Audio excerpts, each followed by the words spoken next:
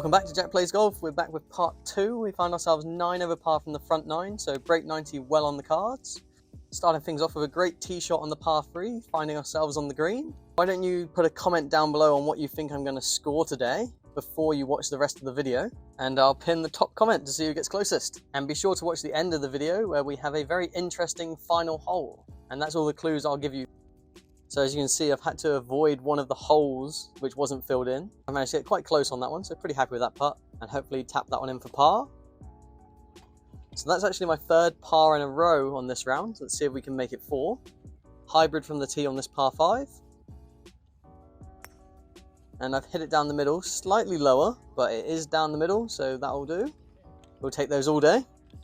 Now I've 6-iron layup again. Pretty standard setup for myself, the hybrid to 6-iron combination. And that's just gone out to the right, but it is going to be safe because it wouldn't have got further enough. If I'd gone with the hybrid and gone that way, I would have found myself out of bounds. Leaving myself with a about 100-yard chip into the green with the 52. And I've come up a little bit short. But it's going to be a little chip on with the 56. I'm going to try and roll it up towards it. And I've chipped it up there. It's caught on the grass and gone left straight away, which leaves me with a bit of a nervy putt for par. You know, I wouldn't normally back myself on this one, but I have been putting pretty well today. And I've made that for par. That's 4 in a row, my new record. So if you could hit that subscribe button, we're trying to get to 500 subscribers by the end of January. That'd be much appreciated. On to the second par 5. As you remember from last week, I topped this one into the water. So it was nice to see that one go down the middle of the fairway. Back to the 6-iron again, just to get up there. And it's hugged to the right-hand side, but thankfully it's going to miss the tree. And we're going to have another shot in. So I think there's an 8-iron into the green now. I wanted to go long of those 2 bunkers, so I went up a club slightly. Although I've now carried it to the very back. But it is safe for the bunkers, gives us a chip down to the green. And that's probably the worst chip of the round, but you know, it still made it to the green. A putt from the fringe now, just want to get this one close really. And that's rolled up there quite nicely. So it's going to be the end of the par train, but hopefully we can get this one in for bogey.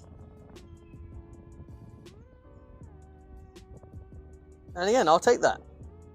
Would have been nice to get 5 pars in a row, but that's the next thing to tick off on the adventure of golf.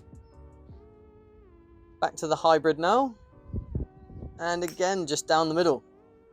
Again, if you want to get your scores lower, if you can just keep finding the fairways, sacrifice 50 yards of distance, then, you know, you'll lower your score. 6-iron from the middle of the fairway, and I've pulled it a little bit to the left, but it is up there next to the green.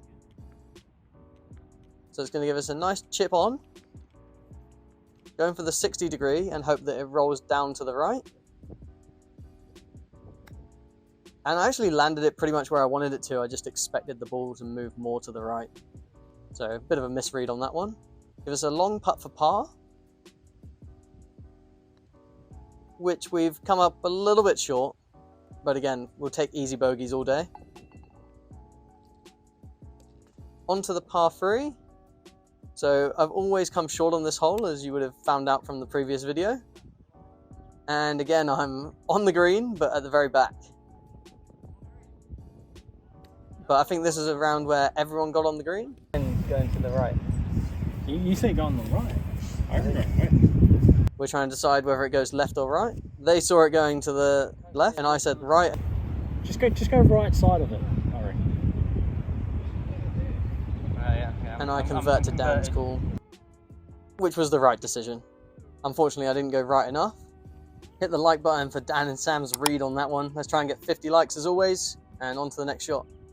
So that gives us a short putt for par, and we've drained it again. So, you know, back on the pars. Now onto this par 5, a little S1. Normally a pretty good hole of mine. However, I've managed to sky that one. But again, it stayed in the middle. It's just not gone very far. And as you can see, I'm a little bit confused as to what I've actually done there. If anyone can let me know in the comments, that'd be great. And I've gone with the 6-iron again, just to get up there, over these trees and into the middle of the fairway. And now I'm going for the green with a 7-iron, or towards the green. Chunked that one pretty badly, which is actually quite a good thing, because if I hit it slightly better, it would have gone into the little moats there and it would have been into the water. But now it's left me with a nice little chip onto the green. So going with a little 52 here, which unfortunately I end up blading and ends up sticking towards the back of the green. But you know, we are on the green, just with a long par putt to contend with. Nice one downhill, and I've weighted that pretty nicely. I just really thought it was going to come into the right, but it seemed to be dead straight. So again, a bit of a misread. They've given me that one for bogey. And we go on to par 4. So the score looking pretty good so far. Definitely on the way to break 90. Hybrid in hand again.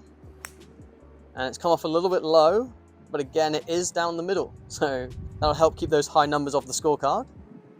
6-iron in hand again. Bit of a pattern emerging. But you know, if something's working, stick at it. I've pushed it off to the right a little bit, so we're going to be in the rough over here on the right hand side. With a little chip onto the green with the 60 degree. And I've pulled it a little bit to the left, but it's landed on the green and rolled just off onto the fringe. So that leaves us with a long putt for par, which we're not going to go for, but we're going to get close, which we have done. And that gives us another bogey putt. Sorry about the angle, I used the wrong camera lens here. But I've sunk it in for bogey. So 13 over with 2 holes left. Looking pretty good. Hybrid in hand again. Let's hit it down the middle. And again, just down the middle. So hitting it really clean on today. So it gives us a good line for the green. Going with the 7-iron into the green again. And unfortunately, I've pushed this one out to the right quite a bit. Just cleared that tree at the back. But unfortunately, that tree was a little bit off-putting here. So I'm trying to chip again. But I think it got in my head and I've landed it at the flag and it's rolled way long.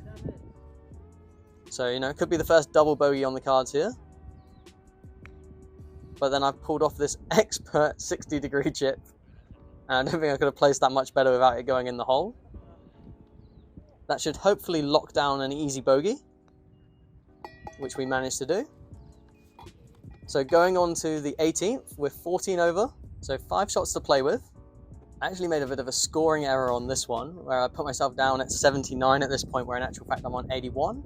So I thought at this point I was on for a record, so I just wanted to play it safe and try and get par. And I've topped it. So I'm not sure if it was the nerves, but it's not a great shot, but it has rolled forward and it is in the fairway. And then I've pushed this one off to the right and you can hear it hit the tree there. And I actually got a lucky bounce and it went off to the left and came back into the fairway. So, you know, I've still got a good chance to break my score here. So I'm going with the 8-iron just to get over the tree and towards the green. And instead I put it into the tree. So you can see how this is going. Pick the club back up again. So I'm taking a bit of time, lining it up. Back with a soft 8-iron now. Just trying to compose myself. And I shank it off to the right. Shot 4 to the people on the 10th hole.